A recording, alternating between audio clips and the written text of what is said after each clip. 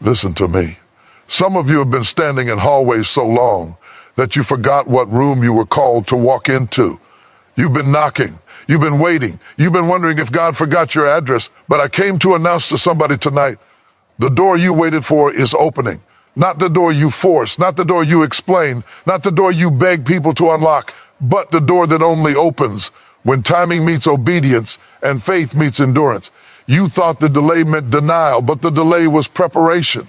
You weren't being ignored. You were being positioned. And now what was closed to protect you is opening to promote you. Touch your neighbor and tell them, move your hand off the knob. God is opening this one. Let me slow this down and talk to you, because some of you are frustrated, not because God said no, but because he said wait. You've been standing in a hallway that feels too narrow for your dreams. A space that doesn't look like promise, doesn't sound like favor, and surely doesn't feel like progress. You thought you would be further by now. You thought by this age, this season, this prayer count, something would have opened already. But instead, here you are between what was and what will be, leaning on the wall of uncertainty, asking yourself if you missed it. But hear me clearly, the hallway was not wasted time. You didn't get stuck, you got shaped. You didn't lose momentum, you gained maturity. God did not park you, he positioned you. Because what you call a delay, heaven calls development. And what you think is silence is actually instruction happening beneath the surface. The hallways where God teaches you how to breathe without applause. It's where you learn how to obey without recognition. It's where you discover whether you're in love with the calling or addicted to the crowd. Because if God opened the door too early, the room would have crushed you. You would have confused access with readiness and visibility with authority. Some of you are asking, why am I not moving? When the real question is, why am I still becoming? You're growing muscles you didn't know you needed. You're developing discernment that only comes from disappointment. You're learning how to hear God without the noise of success interfering with his voice. The hallway teaches you patience, not as punishment, but as preparation. Because patience is not passive, it's powerful. It trains you to wait without whining, to trust without proof, to stand without leaning on people who can't carry your weight. And if you can't wait well, you won't walk well. You'll rush into rooms you're not emotionally, spiritually, or mentally equipped to sustain. In the hallway, God removes your crutches. The things you depended on before no longer work. Old connections dry up, old methods fail, old confidence cracks, and you think God is taking things from you, but he's actually stripping you of dependencies that would limit you in the next season. He's teaching you how to lean on him when there's no door in sight. Some of you are embarrassed by the hallway. You don't like explaining why nothing has changed. You're tired of answering questions about when it's going to happen. But what you don't see is that heaven is watching how you carry yourself when nothing is opening yet. Are you still faithful? Are you still kind? Are you still obedient when the hallway feels longer than it should? Because character is not proven on platforms. It's proven in passageways. The hallway exposes your motives. It reveals whether you want the door for impact or for image, whether you want influence or validation. And God will not promote insecurity. He will not accelerate pride. He will not give you a microphone when you still need affirmation to survive. So he lets you wait. Not because he enjoys your discomfort, but because he loves your future too much to rush it. And here's the part you need to hear. Nothing learned in the hallway is wasted. Every tear trained you. Every delay disciplined you. Every closed door sharpened your hearing. You now pray differently. You move differently. You discern differently. You don't chase what once excited you. You don't beg for rooms you no longer fit. The hallway slowed you down so you wouldn't run past the door when it finally opened. You've learned how to sit with yourself. You've learned how to survive without constant confirmation. You've learned how to hold faith when there's no evidence supporting it. That kind of faith cannot be taught. It must be lived. And when the door opens, and it will, you won't walk in desperate. You won't walk in insecure. You won't walk in trying to prove something. You'll walk in steady, rooted, and ready because the hallway taught you how to carry the weight of what you prayed for. So stop apologizing for where you are. Stop calling it a setback. Stop letting the enemy convince you that time has been stolen. The hallway was holy ground. It was God's classroom. It was your training ground. And the reason you survived it is because what's on the other side requires everything you learned while you were waiting. The hallway was not wasted time. It was necessary time. Let me speak to the part of you that still feels rejected by what didn't open, because some doors didn't close to hurt you. They closed to save you. There are moments in life when we interpret resistance as rejection, when in reality, it is restraint. We assume that if something didn't work out, it must mean we weren't good enough, spiritual enough, prepared enough. But sometimes the door closed, not because you lacked value, but because the environment behind it lacked safety for the version of you God was forming. Closed doors are often divine protection. There were rooms you were desperate to enter that would have celebrated your gift while slowly destroying your soul. Places that would have applauded your performance but exploited your vulnerability. Relationships that looked like opportunity but were actually assignments in disguise, designed to drain, not develop you. And God, in His mercy, said no when your emotions were screaming yes. You thought you were being blocked, but you were being covered. Some of you are still mourning doors that slammed shut. You replay conversations, emails, interviews, and moments when you were almost chosen. You keep asking, what did I do wrong? But what if the better question is, what did God see that I couldn't? Because He sees traps dressed like blessing. He sees exits you would have ignored because your desire was louder than your discernment. There are things you prayed for that would have broken you if God had answered too soon. You didn't yet have the boundaries to survive them. You didn't yet have the confidence to say no inside the room. You didn't yet have the wisdom to recognize manipulation, burnout, or compromise. And God refuses to promote you into something that requires a strength you haven't built yet.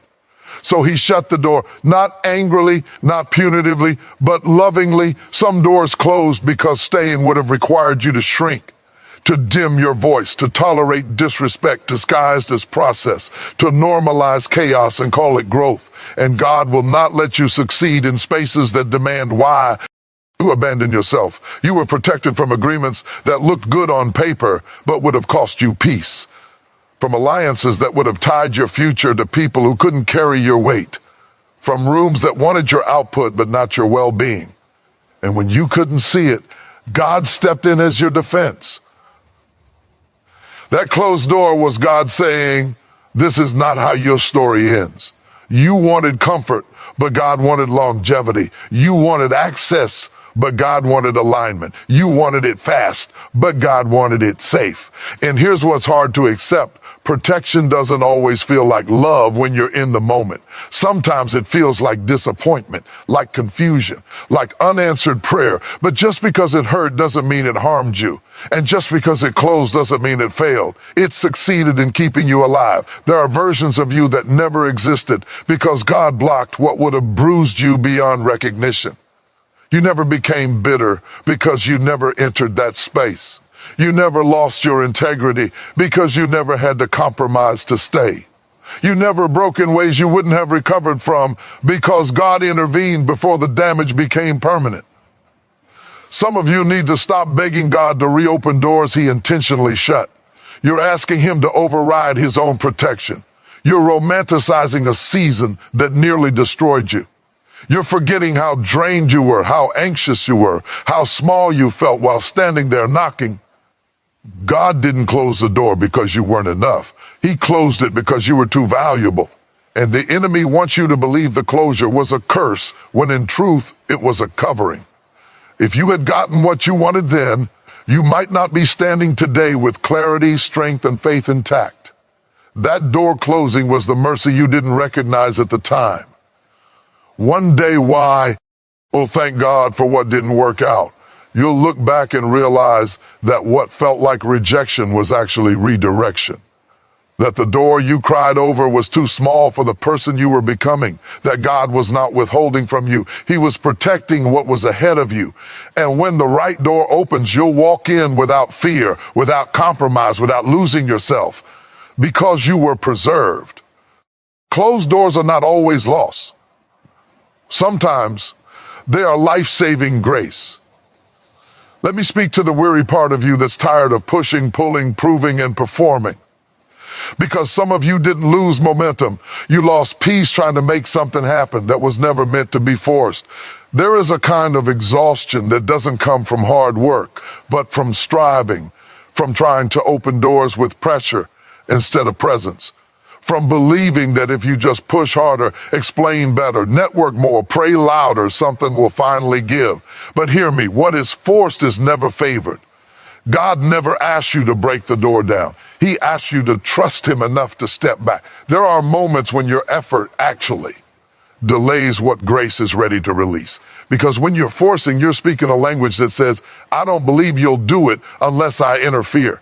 And God is not offended by your desire, but he will not reward your anxiety. He will not anoint your control. He will not bless what was born out of fear. Some doors don't respond to sweat. They respond to surrender. You were never meant to manipulate your way into destiny. You don't have to convince people to see your worth. You don't have to over-explain your calling. You don't have to chase validation from rooms that can't recognize oil when it enters. When it's God, the door opens with authority, not argument. Forcing makes you settle. It makes you compromise your standards, use to get access. It makes you tolerate misalignment because you're afraid of missing your moment. But God would rather delay you than damage you. He would rather slow you down than let you arrive depleted, insecure, and unsure. Some of you are tired because you've been knocking on doors God never told you to touch. And every time you force it, you leak peace, you lose joy. You start resenting the very thing you once prayed for. That's not blessing, that's bondage. Grace does not require you to beg. It does not demand you perform. It does not ask you to abandon yourself to be accepted. When God opens a door, it opens without you having to lose your integrity to fit through it. Let me tell you what forcing looks like. It looks like staying where you're not respected because you're afraid of starting over. It looks like overworking to prove you deserve a seat that should have been offered freely. It looks like chasing people who are comfortable with your absence. And God says, why are you trying to convince what I never assigned? The moment you stop forcing is the moment you make room for faith. Stepping back is not quitting, it's trusting. It's saying, if this is for me, it will come to me without me losing myself. It's releasing control and allowing God to move in ways you never could. Because God doesn't need your stress to accomplish his purpose. He doesn't need your manipulation to create momentum. He doesn't need your hustle to open what he has already authorized. Grace works faster than effort. You can run ahead of God and still miss the door. Or you can walk with him and arrive right on time, because timing is not about speed, it's about alignment. And alignment requires stillness. It requires discernment.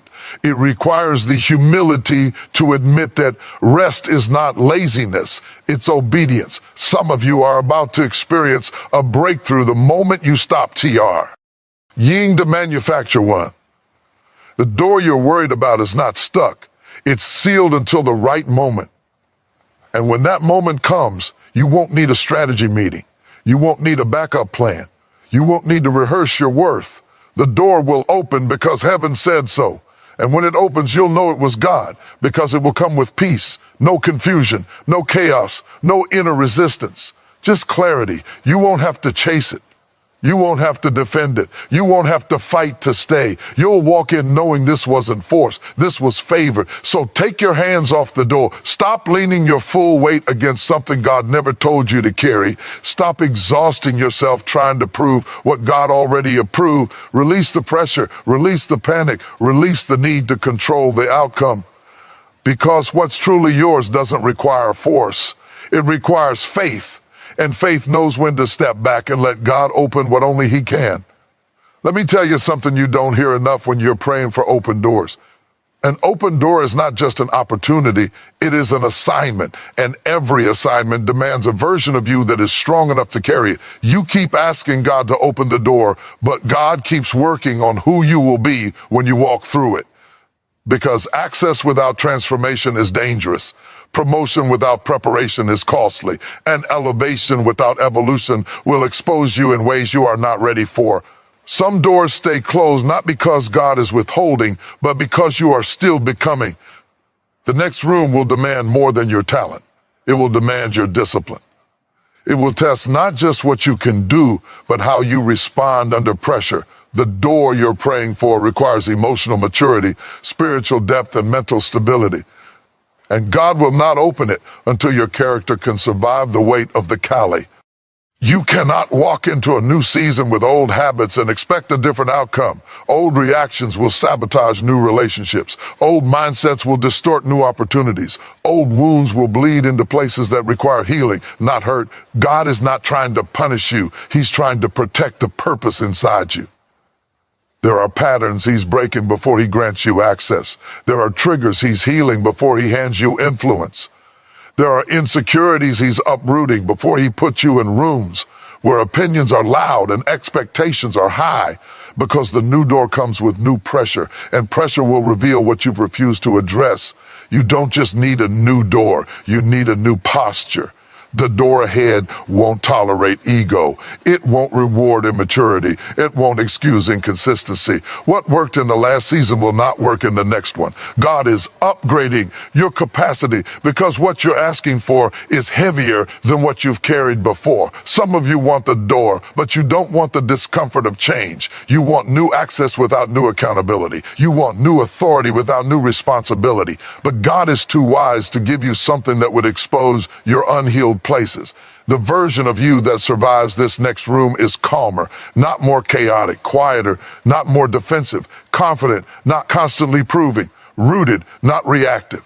And that version doesn't appear overnight. It is formed in obedience, reflection, and surrender. God is asking you to let go of behaviors that once protected you but now limit you. Coping mechanisms that helped you survive the past will sabotage your future if you carry them forward. You can't enter a room of peace while dragging baggage from seasons of pain. Some doors require you to forgive before you enter. Some require you to rest. Some require you to confront yourself honestly. And that inner work is not optional. It is required, because when the door opens, everything hidden will be tested. The pressure of visibility will reveal whether you built your identity on applause or on truth. And God wants you to stand secure, not shaken, whole, not hollow. You're not being delayed, you're being refined. And refinement is not comfortable. It stretches you, it challenges you, it forces you to grow past who you've always been. But the door you're waiting on doesn't open to the old you. It opens to the transformed you. When you finally walk through it, you won't be begging for acceptance. You won't be anxious about approval. You won't be afraid of being exposed. You'll walk in with clarity, self-control, and discernment, because you did the work before you arrived. God is not interested in rushing you into rooms that will require a version of you that doesn't yet exist. So let him finish the work. Let him mature your responses. Let him sharpen your discernment. Let him strengthen your identity, because when that door opens, it won't just change your position. It will test your posture. And God wants you to walk in ready, not rushed. Let me talk to the you that doesn't move the same anymore because something changed while you were waiting. There was a time when every opportunity excited you. Every invitation felt like confirmation. Every open door looked like God. You ran fast, said yes quickly, trusted easily. But then life happened. Disappointment happened. Betrayal happened. Closed doors happened. And somewhere in the delay, God did something deeper than you realized. He sharpened your discernment. The waiting season trained your eyes. You no longer rush just because something is available. You no longer move just because something sounds good. You've learned the difference between open and assigned, between loud and led, between opportunity and alignment. And that wisdom did not come from success. It came from delay. Delay has a way of quieting the noise. When nothing is opening, you stop chasing everything. You slow down. You listen differently. You pray more honestly. And in that stillness, God teaches you how to recognize his voice without needing a crowd to confirm it. You learn how to sit with a decision instead of reacting to it. You learn how to say no without guilt and yes without fear. The delay exposed how often you confuse movement with progress. Now you understand that just because a door is open doesn't mean it's yours. Some doors are open to test your discipline. Some are open to see if you'll abandon your standards. Some are open simply because the enemy knows you're tired of waiting. And if you hadn't been delayed, you would have walked into rooms that would have cost you peace, purpose, and direction. But the delay slowed you down enough to notice red flags you used to ignore. You now feel resistance before you make decisions. Not fear, discernment. A quiet check in your spirit that says, this looks good, but it's not right. And you trust that voice now. You don't override it just to avoid disappointment. You've learned that peace is a better confirmation than excitement. The delay trains you to wait for clarity, not convenience. You don't need every detail, but you need alignment. You need assurance that this move won't pull you away from who God is shaping you to be. And that maturity only comes from seasons where nothing moves unless God says so. Some of you are grateful now for the doors that didn't open quickly, because if they had, you would have said yes from desperation instead of discernment. You would have compromised just to escape the hallway. But waiting healed your urgency. It broke your addiction to rushing. It taught you that God's timing is not late, it's protective. You now ask better questions. Not does this look good, but does this feel right? Not will this advance me, but will this align me? Delay taught you that timing matters just as much as opportunity, that even good things can be wrong if they come too soon. And you stopped blaming yourself for not moving fast. You started trusting God for making you wise. There is a calmness in you now that didn't exist before. You don't feel the need to explain your decisions to everyone. You don't need to announce your moves. You're comfortable waiting until the door opens with clarity instead of forcing one with confusion. That is discernment at work. And here's the beauty of it. When the right door opens, you'll recognize it. Not because it's flashy, not because it's loud, but because it will carry peace. It won't require you to rush. It won't demand you abandon your values. It won't confuse you or leave you anxious. It will feel steady, clear. Right. And you'll walk into it without second guessing yourself. The delay gave you that gift. You don't chase everything anymore because you know your assignment specific. You don't fear missing out because you trust that what's meant for you won't require panic. You've learned that discernment is developed in quiet seasons, not busy ones. The delay trained you to recognize God's timing. Now you don't move ahead of him and you don't lag behind him. You wait for the release. And when it comes, you move with confidence, not confusion. So don't despise the season that taught you how to listen. The delay didn't just slow you down, it wised you up. And that wisdom is what will keep you when the right door finally opens. Let me remind you of something the enemy hopes you forget. When God opens a door, it does not come with a vote. It doesn't need approval. It doesn't need permission. It doesn't wait for consensus. When God opens a door, authority has already spoken. Some of you are still looking over your shoulder, wondering who might try to stop you, who might question you, who might resist you. But you're worrying about voices that don't outrank the one who sent you. You're measuring opposition instead of measuring assignment. And God says, why are you intimidated by what cannot override my will? If God authorized it, opposition is irrelevant. People may not like it. They may not understand it. They may not support it. But support was never the source. God was. And when God opens a door, it does not hinge on human validation. It moves on divine declaration. There will always be someone uncomfortable with your elevation, someone threatened by your growth, someone who knew the old you and cannot adjust to the new authority on your life. But resistance does not mean the door is wrong. It often means it's right. Because doors opened by God disrupt comfort zones. They expose insecurity. They reveal jealousy. They challenge systems that benefited from you staying small. And when those systems feel threatened, they push BA. But pushback is not proof of failure. It's confirmation of impact. Some of you thought if God opened the door, there would be no resistance. But that's not biblical. That's wishful thinking. God opens doors in the presence of enemies. He prepares tables in front of opposition. He promotes you where doubters can see it clearly. And here's the truth. You don't need to fight to keep what God gave you. What God opens, no one can shut. Not gossip, not sabotage, not misrepresentation, not delays, not spiritual warfare, not even your past mistakes. Because when God opens a door, he stands guard over it. You are not walking in alone. You are walking in covered. People may try to disqualify you with history, but God qualifies you with purpose. They may bring up where you came from, but God announces where you're going. They may question your readiness, but God already weighed you and found you prepared. You don't have to defend yourself when God is your defender. Stop arguing with people who don't control access. Stop shrinking because someone is uncomfortable with your calling.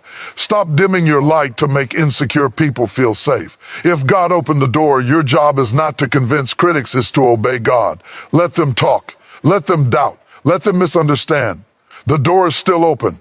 And here's what's powerful. God doesn't just open the door, he sustains it. He keeps it open when pressure rises. He keeps it open when attacks come. He keeps it open when your confidence wavers. Because the door is not held up by your strength. It's held up by his sovereignty. You didn't get here because people liked you. You got here because God chose you. And when God chooses, he commits. Some of you are afraid that one mistake will shut the door. That one misstep will undo everything. But hear me. This door was opened by grace, not perfection. God knew your flaws before he gave you access. He factored in your humanity when he wrote your assignment. That's why no one can close it. Not even you, because what God opens, he opens with mercy. He opens with covering. He opens with patience. He opens with purpose bigger than your weakness. You don't need to panic when resistance shows up. Resistance does not have authority. It only has volume. And volume does not equal power. The loudest voice in the room is not always the highest ranking one. Heaven outranks hell. So walk boldly, speak confidently, move without apology. Not because you're arrogant, but because you're assured. Assured that if God opened this door, it is not fragile. It is not temporary. It is not conditional on human approval. It is established. You are not trespassing. You are assigned. You are not lucky. You are called. You are not overstaying. You are planted. When God opens the door, no one can close it. So stop hesitating at the threshold. Stop second guessing your calling. Stop waiting for permission you already have. Walk through it with confidence. God already secured the door. Let me speak to the moment right after the door opens, because this is where many people hesitate. You prayed for it. You waited for it. You endured for it. And then suddenly there it is, open, available, calling your name. And instead of moving, you freeze. Not because you don't want it, but because now the cost is real. Now faith is required, not as a concept, but as a decision. Open doors still demand courage. An open door does not remove fear. It exposes it. It reveals every doubt you managed to survive while waiting. It forces you to confront the voice that whispers, what if you fail? What if you're not ready? What if this is too much? And that voice is loudest when faith must become action. Faith is not standing at the door believing it will open. Faith is walking through it when He does. Some of you are shocked that God actually answered. You prepared for waiting, but you didn't prepare for movement. And now you're standing at the threshold, overthinking, replaying old mistakes, measuring yourself against imagined expectations. But the door didn't open for your perfection. It opened for your obedience. Walking through requires trust, not certainty. You will not have all the details. You will not feel fully ready. You will not be completely fearless. If you waited to feel confident before moving, you would stay stuck even with the door wide open. God doesn't give you the whole map. He gives you the next step. And the next step requires courage. Some of you are tempted to admire the open door instead of entering it. You talk about it. You thank God for it. You tell others about it, but you haven't moved. And delayed obedience is still disobedience. Not because God is angry, but because fear has found a hiding place. Walking through means leaving familiar ground. The hallway was uncomfortable, but it was predictable. You knew how to survive there. The open door leads to responsibility, exposure, and growth. And growth is risky. It demands that you trust God beyond what you've already mastered. Faith means stepping into uncertainty with obedience as your anchor. You may not know how it will work out, but you know who sent you. You may not know how long it will take, but you know the door didn't open by accident. You may feel weak, but faith is not the absence of weakness. It's the decision to move anyway. Some of you are afraid that walking through the door means you can't go back. And you're right. Faith is irreversible. Once you step into obedience, comfort is no longer an option. But stagnation was never safety. It was just familiar. The door didn't open to impress you. It opened to transform you. Walking through means accepting response. Ability for what you prayed for. It means stewarding opportunity with humility. It means showing up even when you feel inadequate. It means trusting that God will meet you on the other side of obedience, not before it. And yes, you may stumble. Yes, you may need help. Yes, you may learn as you go, but you will not be alone. God does not open doors and abandon people. He walks with those who walk by faith. He supplies grace for every step you take in obedience. He strengthens you as you move, not while you hesitate. Faith is movement, not reckless movement, but responsive movement. Movement that says, I don't have all the answers, but I trust the one who opened this door. Movement that chooses obedience over overthinking. Movement that prioritizes calling over comfort. The door you're facing is not a test of your talent. It's a test of your trust. And here's the truth. You don't grow confident before you move. You grow confident because you move.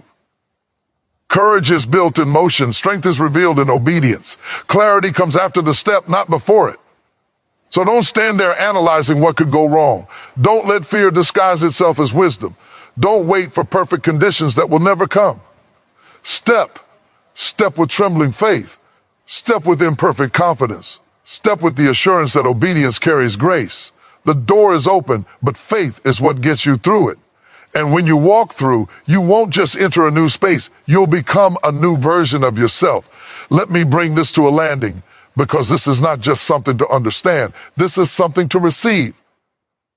There comes a moment when waiting ends, not because you're tired, but because God is finished. Finished preparing, finished aligning, finished positioning, finished teaching you what you needed to know in the quiet. And that moment doesn't always come with fireworks. Sometimes it comes with a simple, holy shift where you realize this is no longer a season of knocking. This is a season of entering. Some of you have been living like beggars at doors God already unlocked. Still asking, still pleading, still wondering if you're allowed to walk in. But heaven already signed off on this. The delay expired. The resistance broke. The preparation completed. And now the only thing left is your response, because open doors don't wait forever. They require discernment, courage, and obedience all at once. And the danger in this moment is not rejection. It's hesitation, standing at the threshold too long, analyzing instead of advancing, looking for one more sign. And the open door itself is the sign. This is not the time to shrink. This is not the time to downgrade your expectations to match your past. This is not the time to let old voices talk you out of new territory.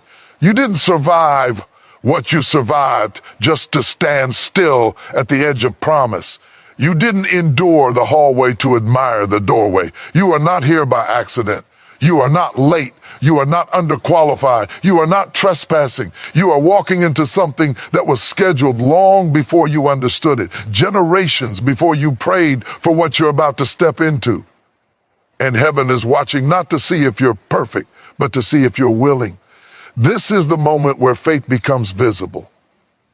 Not in what you say, but in how you move. Not in what you feel, but in what you choose. Because believing God in private is one thing, walking into what he promised in public is another. And yet, this is where glory lives, on the other side of obedience. Some of you are still carrying the posture of survival into a season of arrival, still bracing for loss, still expecting disappointment, still guarding yourself from hope. But you cannot enter fully while still preparing for collapse. This door is not opening to harm you. It's opening to host you. Lay the fear down. Lay the old narratives down. Lay the insecurity down. You don't need to knock anymore. You don't need to explain anymore. You don't need to prove anymore. The season of convincing is over. The season of walking is here. And when you step through this door, don't rush like you're afraid it will close. Walk like you know who opened it. Walk with reverence. Walk with confidence. Walk with gratitude. Walk with authority. Because this door didn't open to tease you. It opened to transition you. You are stepping into rooms where your voice will matter, where your presence will carry weight. W. Here, your obedience will create impact far beyond you. And yes, there will be learning curves. Yes, there will be stretching moments. But growth is not punishment, it's confirmation. This is what answered prayer looks like. It doesn't always feel dramatic. Sometimes it feels quiet, steady, undeniable, a sense of rightness that settles in your spirit and says, it's time. And when that moment comes, you don't look back at the hallway with regret. You honor it for what it gave you. Strength, wisdom, discernment, faith. You don't rush forward in arrogance. You move forward in assurance. This is not your season to knock. This is not your season to wait. This is not your season to ask if you're ready. This is your season to enter. Enter with humility. Enter with courage. Enter with obedience. Because the door you prayed for, cried for, endured for, and waited for